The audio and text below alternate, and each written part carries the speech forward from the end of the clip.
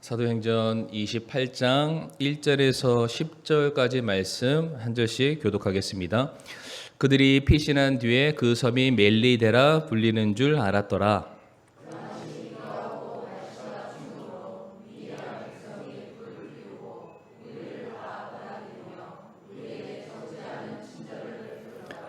바울이 나뭇가지 한 다발을 거두어 불 위에 놓으니 열기 속에서 독사가 나와 그의 손에 달라붙더라.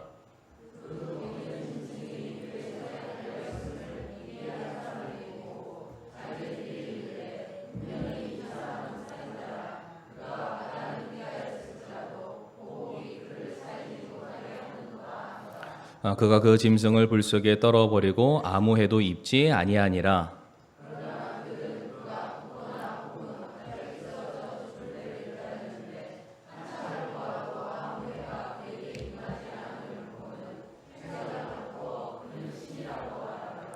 바로 그 지역에 그 섬에 우두머리인 보블리오라 하는 사람의 소유지가 있더라. 그가 우리를 받아들여 사흘 동안 친절히 머물게 하더라.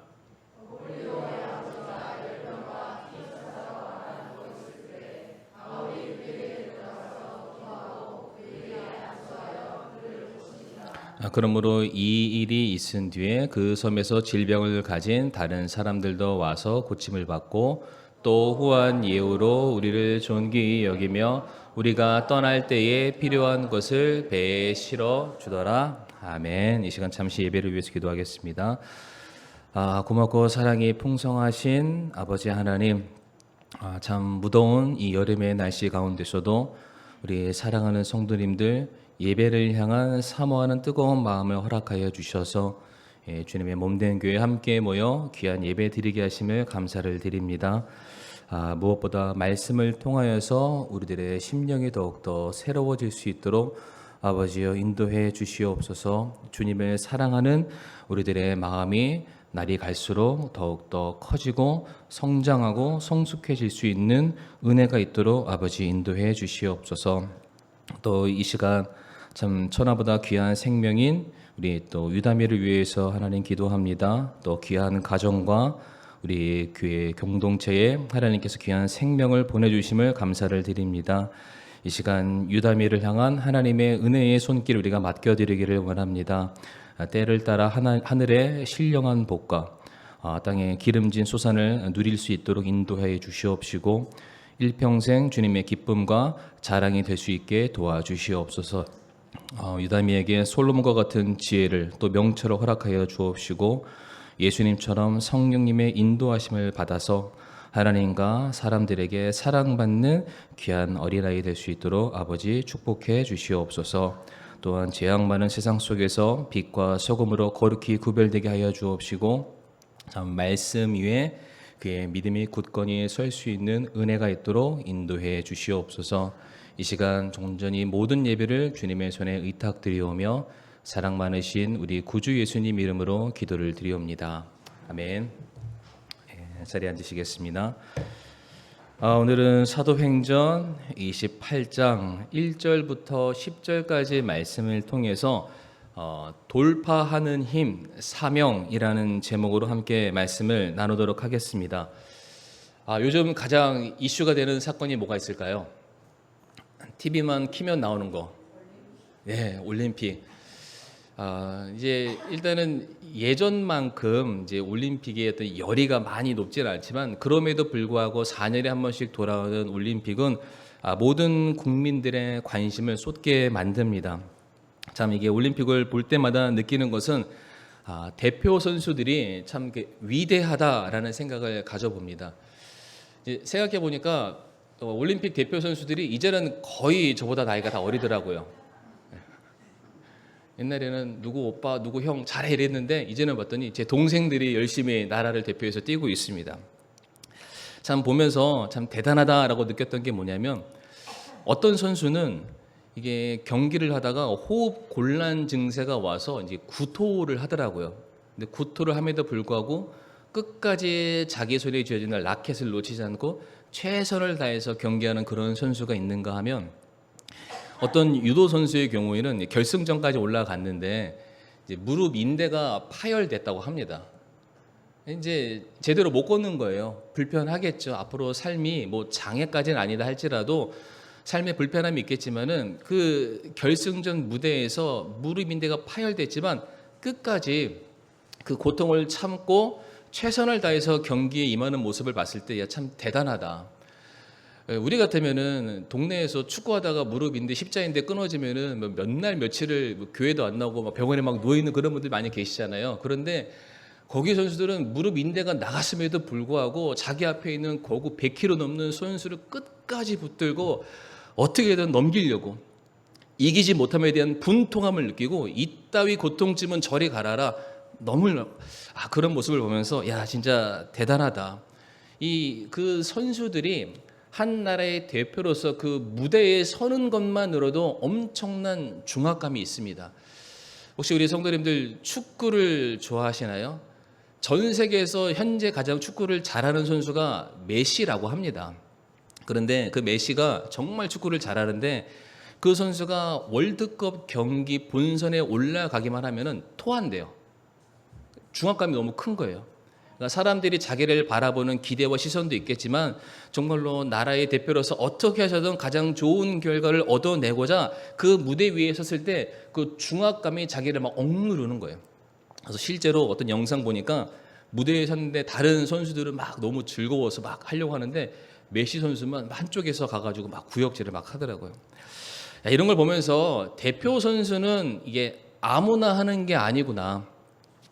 웬만한 고통, 그런 열악한 상황들, 이런 것들을 피해가는 게 아니라 그 모든 것들을 극복해 가면서 담대하고 거침없이 앞으로 전진하는 모습을 바라보게 되었을 때에 굉장히 많은 도전이 됐습니다. 그래서 그 모습을 바라보면서 성경 구절 하나가 생각이 났는데, 고린도전서 9장 24절과 25절 말씀 보게 되면은 그 면류관과 관련된 말씀이 하나 있습니다. 그러니까 썩지 않은 면류관을 얻기 위해서 우리 앞에 놓여져 있는 그 상급을 바라보기 위해서 절제함으로 최선을 다해서 앞으로 달려가자라는 그런 말씀이 있는데, 참 믿지 않는 이 세상 사람도 자기 앞에 놓여져 있는 상급과 면류관을 얻기 위해서 최선을 다하는 그 모습을 바라보면서 참 많은 도전이 됐습니다. 참 그 선수들을 바라보면서 한편으로는 무엇을 생각하게 됐냐면, 저런 선수들도 대한민국의 혹은 각각의 나라의 대표로 그 무대에 섰다면 우리 구원받은 성도의 경우에는 우리가 하나님 나라를 대표하는 선수다라고 말할 수 있을 텐데, 과연 우리의 경우에는 우리 앞에 놓여져 있는 그 수많은 어떠한 신앙의 경주를 나아가는 막아서는 많은 장애물들이 있을 텐데, 그런 것들을 아랑곳하지 않고 여전히 우리도 그 선수들처럼 담대하고 거침없는 믿음의 행보를 하고 있을까? 아니면 반대로 그냥 백기투항하면서 나는 이래서 못해요, 나는 저래서 못해요 라고 아니라고 나태한 신앙의 모습으로 우리가 살아가고 있는가? 제 자신을 그 선수들을 바라보면서 한 번쯤은 생각해 보게 되었습니다. 우리가 다 같이 시편 119편 165절 말씀을 읽기를 원하는데요. 시편 119편 165절 같이 한번 읽어보실까요? 시작.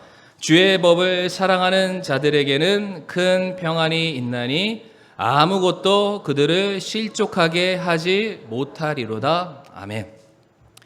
주의 법을 사랑하는 자, 주의 뜻을 행하기 위해서 부름받은 사람, 이것을 한 단어로 바꾸면은 사명자라고 말할 수가 있습니다. 사명자가 가는 그 길에는 그 어떠한 것도 그들을 실족하게 못한다, 그들을 막아설 수 없다라고 성경은 말하고 있습니다. 이 말의 뜻은 그들 앞에 어려움이 없다라는 것을 말하는 것이 아닙니다. 그들 앞에 시련과 고난과 어떠한 문제가 없다는 것을 말하는 것은 아닙니다. 그러나 그러한 것들이 존재하지만 결코 그러한 것들이 사명자에 가는 길을 결단코 막을 수가 없다. 무릎 인대가 끊어졌음에도 불구하고 자기 앞에 있는 거구를 넘기려는 그 사명자의 그 모습처럼 구원받은 성도 역시 주님의 부르심에 합당한 삶을 살아가기 위해서 그 선하신 뜻을 이루어가기 위해서 어떠한 것도 막아설 수 없음을 우리가 반드시 기억해야만 할 것입니다. 이제 우리가 드디어 사도행전 28장에 들어왔습니다. 사도행전은 몇 장까지 되어 있을까요? 28장까지. 드디어 험난한 사도행전의 여정을 저희들이 마무리해 가고 있습니다.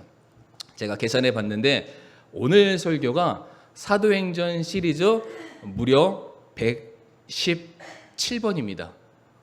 어마어마하죠? 제가 이제 저희 교회 담임 목사로 취임하면서부터 시작했던 말씀이 이제 사도행전의 말씀이죠. 교회가 세워지는 과정 속에서 우리가 이러한 모습으로, 이러한 자세로, 이러한 성령님의 인도하심을 받아서 이렇게 교회를 세웠으면 좋겠고 이와 같은 부흥의 역사가 있었으면 좋겠다라는 바람으로 시작했는데 이제 117회, 아마도 120회가 되면은 드디어 이 사도행전의 대서사가 마무리하지 않을까 생각을 하는데, 참고로 말씀드리면 이렇게 열심히 저희가 말씀을 들었으니까 아깝잖아요. 그래서 9월 말에 성경 퀴즈 대회가 있습니다. 네, 9월 말에. 그러니까 사도행전 28장 전체를 열심히 다시 한번 리마인드 하시면서 말씀의 파도 속에 한번 푹 빠져 들어가시기를 바랍니다. 근데 28장입니다. 바울이 아직도 로마로 가고 있습니다. 로마로 간다 하고 있는데 28장까지 왔으면은 도착할 만도 한데 아직 도착하지 못하고 이제 로마 바로 초입까지 도착을 하게 되죠. 그런데 우리가 28장까지 오면서 사도 바울의 모든 행적들을 보면서 알 수 있는 딱 한 가지 원리는 무엇이냐면, 무엇도 그 누구도 그 어떠한 것도 사도 바울의 발걸음을 막아설 수 없었다입니다. 이제 오늘 본문 말씀 통해서 우리가 많고 많은 것들 중에서 두 가지를 살펴보도록 할 텐데, 오늘 설교의 제목이 돌파하는 힘, 사명입니다. 사명 있는 사람은 무엇이든지 극복하고 무엇이든지 담대하게 뛰어넘을 수 있고 무엇이든지 견딜 수가 있는데, 그렇다면 사명은 대체 우리들의 삶의 어떠한 문제까지도 돌파하게 우리를 인도해 주는가? 첫 번째로 사명은 환경적인 문제를 돌파하는 힘이 있습니다. 사명은 모든 환경적인 문제를 돌파할 수 있도록 우리에게 힘을 허락해 주게 됩니다. 오늘 본문 1절 말씀을 다 같이 한번 읽도록 하겠습니다. 1절 말씀 보시게 되면 그들이 피신한 뒤에 그 섬이 멜리데라 불리는 줄 알았더라 라고 말합니다. 성도님들, 이 1절 말씀만 놓고 보건대 사람들이 어떤 섬에 도착했을 때 도착하기 이전에 그 섬의 이름을 그들은 알지 못했습니다. 근데 섬에 도착하고 나서 정신을 차리고 주위를 돌아보면서 어떠한 섬인가 알고 봤더니 이 섬이 멜리데라는 섬이었구나 라는 것을 그들이 알게 됩니다. 성도님들, 혹시 멜리데라는 섬의 이름의 뜻을 알고 계십니까? 오늘 한번 꼭 성경에다가 적으시길 바랍니다. 멜리데, 피난처라는 뜻이 있습니다. 피난처.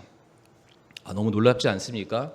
하나님께서 바울과 그와 함께 있었던 276명의 사람들이 유라굴로 광풍 속에서 그들이 정말로 죽을 뻔한 수많은 역경과 환난과 어려움을 그들이 겪게 되었지만 하나님께서 바울을 향해서 말씀하셨습니다. 내가 반드시 너를 로마로 보내야 하겠고 그곳을 가게 되면 네가 반드시 어떠한 섬에 당도하리라. 하나님께서 바울을 향해서 너는 어떠한 섬에 도착하게 될 거야. 그런데 도착하고 났더니 그 섬이 멜리데인데 그 섬의 뜻이 피난처라는 뜻입니다.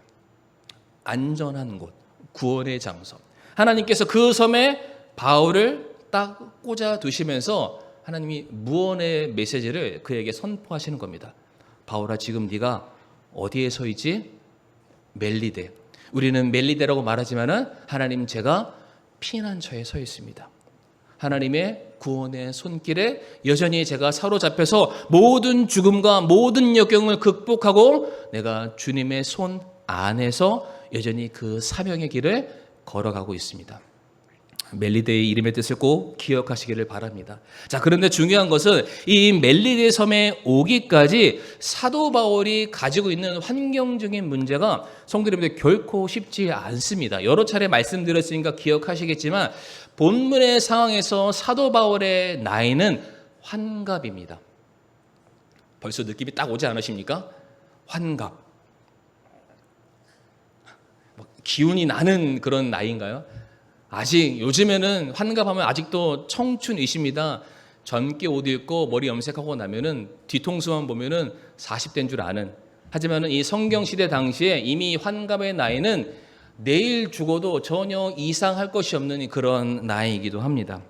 근데 사도 바울이 이미 이때가 선교 여행을 감당한 지 12년에서 13년 정도 그 시기가 이미 흐른 상황입니다. 그러니까 사도 바울이 복음만 전하느라 12년에서 13년을 보냈는데 예전에 한번 말씀드렸던 거 기억나실 거예요. 사도 바울이 복음을 전하느라 수많은 핍박과 매질과 어려운 상황들을 겪게 되면서 그의 모든 몸 안에 복음으로 말미암은 상처들과 흔적들이 여러 곳에 남아 있습니다. 그래서 어떠한 그림을 보게 되면은 사도 바울을 어떻게 그리냐면은 곱추 모양으로 그리기도 합니다. 생각해 보세요. 40에 하나 감한 그 태장을 수도 없이 맞았고 그 태장만 맞았습니까? 여러 가지 위협과 여러 가지 어려움들과 돌에 맞는 이 수많은 사건들을 통해서 사도 바울의 몸은 이미 온전치가 못했습니다. 그렇게 간신히 살아갔던 그의 나이가 환갑이었는데 바다 위에서 무엇을 만났습니까?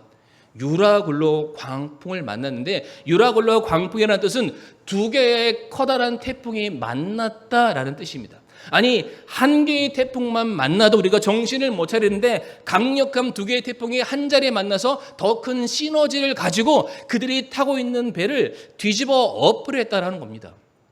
견딜 수가 없겠죠. 근데 성도 여러분들 기억하시나요? 사도 바울이 이 배를 타기 직전에 어디에 있었습니까? 가이사랴의 감옥 안에서 무려 2년이라는 시간을 먼저 보내야만 했습니다. 감옥 안에서 사도 바울이 요즘처럼 이렇게 막 호의호식했을까요? 때 되면 밤 나오고 때 되면 TV 켜놓고 이런 걸까요? 전혀 그렇지 않죠. 굉장히 열악한 곳에서 이미 온 몸의 컨디션이 떨어질 대로 다 떨어지는 상황 속에서 2년이라는 시간이 지나고 난 이후에 몸을 간신히 이끌어서 배에 탑니다. 하나님께서 그런 바울을 지켜주시기 위해서 누구를 붙여주셨냐면은 그 배에 아리스다고 말고 의사 누가를 붙여주시죠. 왜? 끝까지 바울이 사명의 길을 감당해야만 하니까요. 그러니까 주변의 모든 상황들이 쉽지가 않습니다. 그렇게 배를 타고 풍랑을 만났는데 성경 말씀 보니까 무려 2주 동안 바다 위에서 표류를 했습니다. 그 2주라는 시간 동안은 하늘에 별도 뜨지 않고 태양도 볼 수 없는 내가 어떻게 하면 살 수 있을까? 모든 사람들이 고심하면서 밥도 제대로 먹지 못했고 잠도 제대로 자지 못하는 그런 상황이었습니다. 그런데 2주라는 시간이 지나니까 드디어 그 배가 부서집니다. 그때 사도 바울이 말하죠. 그래도 하나님께서 우리에게 말씀하신 어떠한 섬에 가까이 왔으니까 바다로 뛰어들어서 그 섬을 향해 가라. 어떠한 힘이 있는 그러한 사람들은 수영을 치면서 갔겠죠. 그러나 사도 바울의 경우에는 부서진 나무 조각에 자기 몸을 의지해서 그냥 물 위에 떠 있는 그런 상태였습니다. 성도님들, 제가 지금까지 말씀드렸던 조건들을 한번 봐보세요. 바울이 로마로 멀쩡하게 갈 수 있을까요? 전혀 갈 수가 없습니다. 그럼에도 불구하고 우리가 주목할 수 있는 것은 무엇이냐면은 사도 바울이 로마로 갈 수 있었다라는 것입니다. 태풍도 유라굴로 강풍도 어떠한 어려움도 어떠한 시련도 바울이 로마로 가는 그 길을 절대로 막아설 수가 없었다라는 것입니다. 환경이 사명자에 나아가는 발걸음을 붙잡을 수 없다라는 거예요. 얽맬 수 없다는 사실입니다. 지도 하나 한번 띄워주시겠습니까? 우리는 이 말씀을 보면서 그냥 갔나 보다라고 아마 성도님들 생각하실 텐데 저 밑에 크레데라는 섬에서 배가 출발을 했습니다. 출발하자마자 풍랑을 맞아서 그들이 계속해서 2주 동안 표류하게 되는데 성도님 잘 한번 봐보세요. 크레테 섬이랑 멜리데 몰타 섬 사이에는 어떠한 섬도 존재하지 않습니다. 아무리 바람이 불어서 막 돈다 할지라도 저 섬에 도착할 수 있는 것은요, 저 넓은 바다 모래 위에 내가 딱 고르고자 하는 모래 알갱이 하나 꼽는 그 정도의 확률, 거의 제로의 확률에 가깝습니다. 성도님들, 이 사이에는 섬이 존재한다고요? 존재하지 않는다고요? 존재하지 않죠. 신한 1,004개의 섬이 아닙니다. 바람 불다가 어디에 딱 걸리는 그런 정도가 아니라 아예 어떠한 섬 자체에 당도할 수가 없는 그런 상황 가운데 하나님께서 딱 꼬집어서 바울을 어디로 보내셨습니까? 피난처라 불리는 멜리데로 보내시게 됩니다. 그런데 이게 상식적으로 이해가 안 되는 게 무엇이냐면 이미 우리가 알고 있는 것처럼 바람이 계속해서 사도 바울이 로마로 향하는 그들의 발걸음을 뒤에서 불어주는 것이 아니라 이미 앞에서 맞바람이 불고 있습니다. 위에서 바람이 불고요. 맞바람이 부니까 상식적으로 이 배는요, 앞으로 전진하는 것이 아니라 밑으로 가거나 뒤로 가야만 합니다. 2주 동안 풍랑을 맞아서 이 배가 자연적으로 도착할 수 있는 것은 또다시 크레테 섬 뒤쪽에 있는 구브로 섬을 간다든지 그 밑에 있는 아프리카 대륙을 가는 것이 정상적인 상황인데 성도님들 지도를 보시게 되면은 어떻게 되어 있나요? 저 밑에 있는 크레테 섬보다 그 위쪽에 있는 멜리데 섬으로 안전하게 도착하게 됩니다. 오늘 1절 말씀에 뭐라고 되어 있습니까? 그들이 피신한 뒤에 그 섬이 멜리데라 불리는 줄을 알았더라. 하나님께서 우리를 이곳으로 안전하게 보내셨구나. 그들이 알았다라는 사실입니다.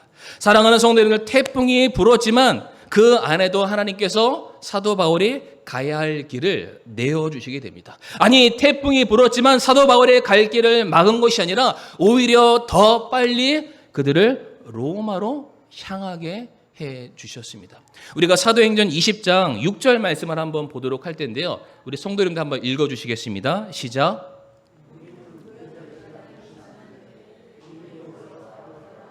닷새만에 들어와 있던 그들에게로 가서 이레 동안 거기 머무니라. 아멘. 여기서 우리가 참고할 것이 무엇이냐면 빌립보에서 드로아로 가는데 배 타고 5일이라는 시간이 걸리게 됩니다. 이것을 꼭 기억하시길 바랍니다. 그런데 이제 사도행전 20장이잖아요. 이미 16장에서는 배를 타고 빌립보, 그러니까 드로아에서 빌립보로 거꾸로 먼저 그곳을 떠났던 장면이 있는데 그 다음 PPT 사도행전 14장 16장 11절에서 12절 말씀 같이 한번 읽어보실까요? 시작.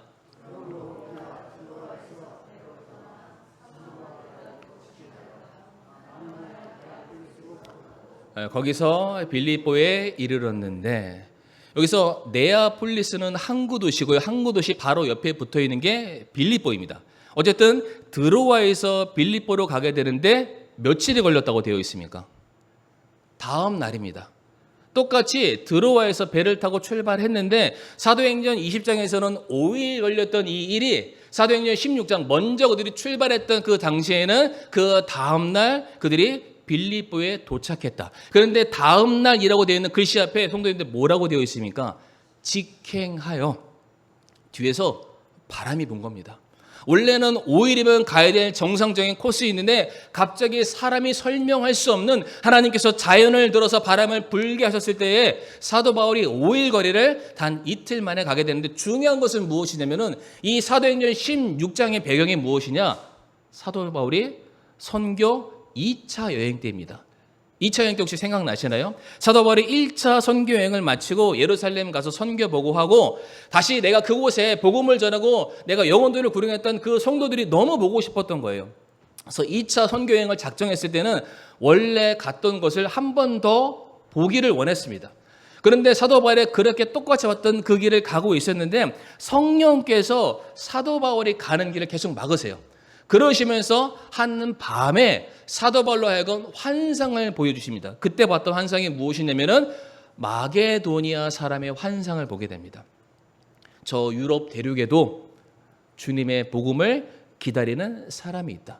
그래서 바울이 그 환상을 통해서 하나님께서 나를 유대인과 내 민족과 동포들을 위한 복음 전도자가 아니라 저 땅끝까지 이르러 복음을 전하는 이방인을 위한 사도로 나를 부르셨구나. 이 사명을 다시 한번 확인하게 되고 주저하지 않고 배를 타고 마게도니아 대륙으로 넘어가게 됩니다. 그때 하나님께서 사도 바울의 마음이 혹여나 바뀌어질까 봐 배를 타자마자 어떻게 하신 거예요? 뒤에서 바람을 이거 안 돼. 이게 5일 걸리면 안 돼. 6일 걸리면 안 돼. 가다가 배 바꿔서 다시 돌아올 수 있으니까 정신 못 차리게 배를 타자마자 훅 하고 다음날 눈을 떴더니 이미 빌립보에 도착해 버린 거예요. 빼도 박도 못 합니다. 가서 이제 복음을 전해만 하는 것이죠. 성도님, 여기서 무엇이 느껴집니까? 하나님의 간절함이 느껴지지 않습니까? 하나님께서 사도 바울을 보내시기로 작정하셨고 그를 통해서 일하기로 계획 세우셨기 때문에 이제는 모든 일들에 대해서 주도권이 누구에게 있냐면 하나님에게 달려있는 겁니다. 그러니까 하나님께서 사도 바울 앞에 막아서 있는 모든 것들 비켜 저리 가 내가 빨리 바울을 보낼 거야 라는 마음으로 계속해서 뒤에서 등 떠미시는 분이 하나님이신 거예요. 생각해 보세요. 하나님이 뒤에서 미는데 이게 막아 설 만한 게 있을까요? 아무것도 없습니다. 이 말씀을 묵상하면서 갑자기 이 찬양이 생각났습니다. 찬송가 75장 무반주로 같이 한번 해보실까요? 시작. 고요한 바다로 저 천국 향할 때 주 내게 순풍 주시니 참 감사합니다. 그런데 성도님들, 방금 전에 순풍 주셨다고 되어 있잖아요. 근데 2절에서 그 순풍이 뭔지를 우리에게 설명합니다. 큰 물결 일어나 나 쉬지 못하되 이 풍랑 도움 받아서 더 빨리 갑니다. 그 순풍이 알고 봤더니 큰 물결이었다고 합니다. 나는 정신 못 차리는 거 어딘가 막 쓸려가는 겁니다. 하나님 왜 자꾸 저를 일로 보내시는 거예요? 왜 자꾸만 나를 내가 원치 않는 상황으로 자꾸만 내모시는 거예요? 알고 봤더니 그것이 하나님께서 저와 성도들을 향한 순풍의 바람이었다라고 말씀하십니다. 그리고 그 풍랑을 도움받아서 우리가 반드시 가야 할 곳에 가게 되었다. 바로 그곳이 하나님께서 저와 사랑하는 성도님들을 세우고자 하시는 바로 사명의 현장이라는 것이죠. 성도님, 요셉을 한번 생각해 보세요. 그의 삶에 말도 안 되는 풍랑이 계속해서 끊이지 않습니다. 그의 형들의 시기를 받아서 노예로 팔려가는 풍랑을 맞이했죠. 간신히 좀 정신 차리려고 했는데 보디발 장군의 집에서 누명을 씌워서 감옥에 붙잡히는 풍랑을 맞이하게 됩니다. 감옥 안에서 수많은 사람들 도움을 주었지만 그들에게 또다시 도움을 받지 못하는 오랜 시간 또 그 감옥 안에서 갇혀 있어야 되는 풍랑을 맞이하게 됩니다. 정신을 못 차리죠. 그러나 그 풍랑으로 인하여 요셉은 드디어 이집트의 총리의 자리에 올라가게 됩니다. 성도님들, 만약에 정상적인 방법으로 요셉 혼자서 아무리 길을 쓰고 애를 써도 이 자리에는 절대로 올라갈 수가 없습니다. 그런데 뒤에서 하나님께서 작정하신 거예요. 딱 이게 팔을 걷어붙이시고 자, 앞에 있어. 뒤에서 싹 하고 바람 부시면서 앞을 나가니까 그 무엇도 막아설 수 없는 사명자의 앞길이 탄탄대로처럼 앞으로 달려가게 된 것이죠. 고린도전서 10장 13절 말씀에 사람에게 공통적으로 있는 시험 외에는 너희가 어떤 시험도 당하지 아니하였나니 하나님은 신실하사 너희가 감당할 수 있는 것 이상으로 시험 당하는 것을 너희에게 허락하지 아니하시고, 같이 한번 읽어보겠습니다. 시작. 또한 그 시험과 함께 피할 길을 내사 너희가 능히 그것을 감당하게 하시느니라. 아멘. 시험과 함께 피할 길을 내어주시는 하나님, 그리고 그것을 능히 감당케 하시는 하나님, 우리가 그 하나님을 더욱더 신뢰하고 사랑하기를 원합니다. 그 무엇도 사명자의 발걸음을 막아설 수가 없습니다. 아무리 우리 인생 가운데 풍랑이 찾아온다 할지라도 사명을 가진 성도, 나를 보내신 하나님을 끝까지 신뢰하는 성도는 사랑하는 성도님들, 주님께서는 풍랑이는 바다 위에도 길을 내시고 걸어오시는 분이세요. 우리가 그 주님의 부르심을 받아서 그 일을 끝까지 이루겠습니다. 제가 사명자로 서겠습니다. 그 길을 걸어가겠습니다. 라고 고백할 수 있는 저와 성도님들이 되기를 바라겠습니다. 두 번째로, 사명은 무엇도 돌파하냐면 사명은 인간관계의 문제도 돌파하는 힘이 있습니다. 여름 되면 비가 많이 옵니다. 그렇죠? 지금도 벌써 언제 장마였나 싶을 정도로 너무 뜨거워서 우리가 이제는 장마였던 때를 다 잊어버리고 있는데, 불과 한 2주 전만 돼도 정말로 쉼 없이 계속 비가 왔습니다. 아무리 사람이 이 자연재해 앞에 이것을 준비한다 할지라도 한 번 비가 오고 나면은 이게 감당이 안 되는 것 같습니다. 그래서 이 홍수가 한번 싹 흘고 지나가면은 수마가 지나간다고 하죠. 수마가 핥히고 지나간 이 자리는 정말로 처참하기 짝이 없습니다. 그럼에도 불구하고 한 2주, 3주 지나가면은 모든 게 다 이렇게 다 복구되어 있습니다. 예전의 삶으로 돌아가서 다시 모든 사람들이 최선의 삶을 살아갑니다. 수마가 핥히고 한 자리도 한 달 정도 지나면은 모든 게 또 회복되는데, 참 안타까운 것은 사람과의 관계 속에서 한 번 훑고 지나간 내 마음에 준 상처는 이게 평생을 가는 것 같습니다. 계속해서 이 마음 속에서 무엇인가 소용돌이치게 만들고 안정을 갖지 못하게 만들고 무엇인가 나를 계속해서 힘들게 만드는 그런 게 있는 것 같아요. 제가 지난 수요일 날에도 에돔이 이스라엘을 왜 그토록 미워했나, 수백 년간은 미워할 수밖에 없는 그 이유에 대해서 말씀을 드리게 됐는데, 오늘 본문 말씀도 보게 되면은 사도 바울이 사람 때문에 굉장히 혼란스러운 일들을 맞이하는 것을 볼 수가 있습니다. 제가 2절부터 10절까지 말씀을 간단하게 성도님들한테 요약을 해드릴 텐데, 사도 바울이 이제 간신히 바다에서 구조를 받아서 멜리데 섬으로 딱 들어가게 됩니다. 바울뿐만 아니라 수많은 사람들이 그 섬 안에 들어가게 되죠.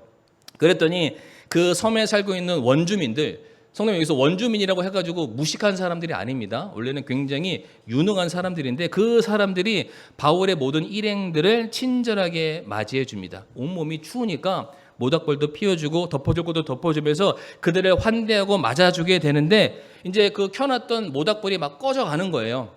그러니까 사도 바울이 노년의 나이임에도 불구하고 먼저 솔선수범 옆에 있는 나무 다발 하나를 가지고 불 위에 딱 놓게 됩니다.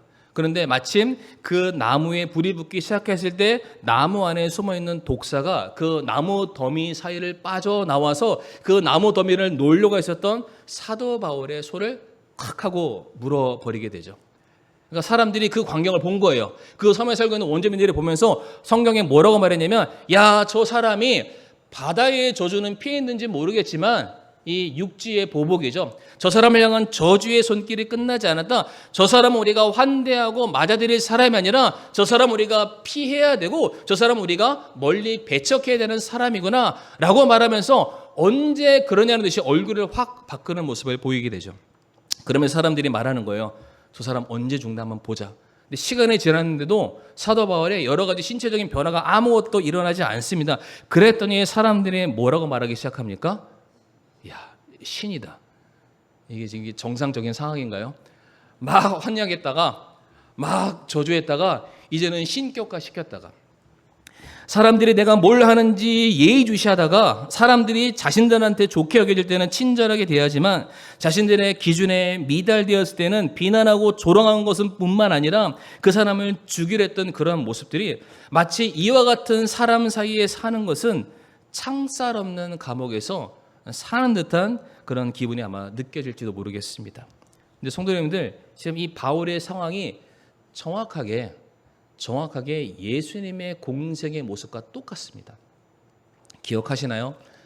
예수님이 공생의 사역 가운데 수많은 이적과 놀라운 일들을 행하게 되었을 때 수많은 사람들이 예수님을 다윗의 자손 예수요, 다윗의 자손 예수요, 어서 오시옵소서.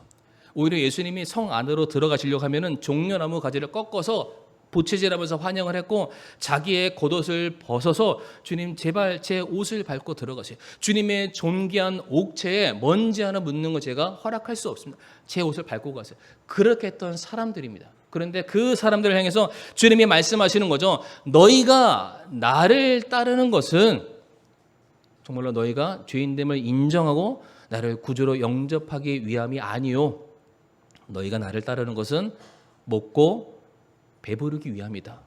너희들의 문제만 해결받기 위해 나를 따르는 거지 라고 하면서 주님께서 그들에게 경고의 메시지를 전달하게 되자 수많은 사람들이 예수님을 떠나게 됩니다. 아니 떠나는 것으로 끝나는 것이 아니라 이제는 예수님을 향해서 저 사람을 십자가에 못 박으라 예수님을 저주하게 되죠. 아니 며칠 전까지만 해도 예수님의 그림자라도 그들이 밟았으면 만졌으면 몰려들던 수많은 사람들이 이제는 예수님을 향해서 침을 뱉고 뺨을 때리고 수염을 뜯고 욕을 하고 모욕하는 그런 자리로 변하게 됐다는 것이죠. 그런데 성도님들, 그런 예수님께서는 그 사람들의 보여지는 그 겉모습만 그들을 바라보지 않았습니다. 예수님에게는 하나님의 뜻을 이루는 것이 먼저였습니다. 예수님도 이 땅에 사명자로 내려오셨던 것이죠. 그 사명을 온전히 감당하게 되었을 때에 변화하게 될 우리, 구원받게 될 우리, 죄사함에서 자유함을 얻게 될 우리의 그 미래의 모습을 바라보시면서 십자가의 고난과 수치를 기꺼이 감내하셨다라고 말씀하십니다. 만약 예수님께서 사람들을 바라보시면서 내가 더 이상 너희들이 신물 나서 너희와 함께 할 수 없다라고 선언하시게 됐다면 우리들의 모든 인생은 영원한 지옥의 심판 가운데 머물 수밖에 없겠죠. 그런데 성도님들, 예수님께서 십자가 위에서 하셨던 말씀들이 있습니다. 이거를 전문용어로 가상칠언이라고 합니다. 십자가 위에서 하셨던 7마디 말씀. 근데 가장 첫 번째 하셨던 말씀이 혹시 뭔지 아십니까? 가상칠언 중에 가장 첫 번째 하셨던 말씀. 예수님께서 이렇게 말씀하셨어요. 아버지, 저들의 죄를 용서하여 주시옵소서. 저들이 무슨 일을 하는지 알지 못하나이다. 예수님께서 끝까지 십자가 위에서 돌아가시는 그 순간까지 모든 사람들을 향해서 그들을 배척하고 밀어냈던 것이 아니라 모든 사람들을 받아주시고 품어주시죠. 끝끝내 그 예수님 옆에 있었던 그 강도마저도 처음에는 예수님을 그렇게 비난하고 욕을 하더니 나중에 그 강도가 예수님을 바라봤을 때 야, 이 사람이 메시아가 아니면 누가 메시아겠어라는 그 마음에 그 강도가 말하죠. 주님, 제가 구원받길 원합니다. 제 죄를 용서해달라고. 그때 주님께서 뭐라고 말하시나요? 오늘 네가 나와 함께 낙원에 있을 것이다. 끝까지 주님은 십자가 위에서 사명자의 자세를 결단코 잊지 않게 되셨습니다. 그 주님의 그 귀한 헌신과 주님의 그 사명자의 자세가 이제 모든 사람들이 오고 오는 모든 사람들이 예수 그리스도로 말미암아 구원받을 수 있는 길들이 열리지 않았습니까? 사도 바울이 이것을 알았던 거예요. 이것을 알아서 뭐라고 고백하냐면 로마서 14장 16절 말씀에 그러므로 너희의 선한 것이 비방을 받지 않게 하라. 너희 안에 선한 그 일들이 있는데 너로 말미암아 그것이 비방받지 않게 해라. 걸림돌이 되지 않게 해라. 네 마음속에 상대방을 향한 미움과 질투와 원망과 시기에 감정의 소용돌이가 마치 유라굴로 강풍처럼 일어나서 아무것도 하고 싶지 않고 그 사람을 떠나고 싶은 그런 마음이 있지만 그런 감정을 더 떠나서 너에게 주어진 목적과 사명과 표대를 향해서 나아가야 된다.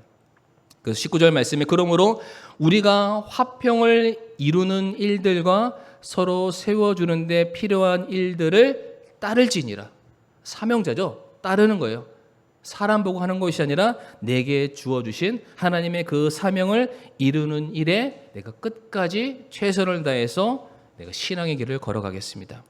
그래서 사랑하는 성도님들, 사도 바울이 멜리데에서 3개월 동안 머무는 시간을 통해서 그 섬에 있는 모든 주민들이 주님을 믿고 구원받는 놀라운 역사가 일어나게 되는데 그것이 오늘날까지 이어지고 있습니다. 이탈리아 하면은 지도가 어떻게 생긴지 아시죠? 장화처럼 생겼습니다. 그 장화 밑에 장화 코 부분에 조그맣게 별 모양의 섬이 있는데 그게 현재는 몰타 섬이라고 부르고요. 성경에서 그걸 멜리데 섬이라고 부릅니다. 사이즈가 그렇게 크지는 않습니다. 그 섬에 살고 있는 현재 인구가 약 40만 명 정도 된다고 합니다. 그런데 무려 그 40만 명 중에서 기독교 인구가 95%라고 합니다. 대단하죠.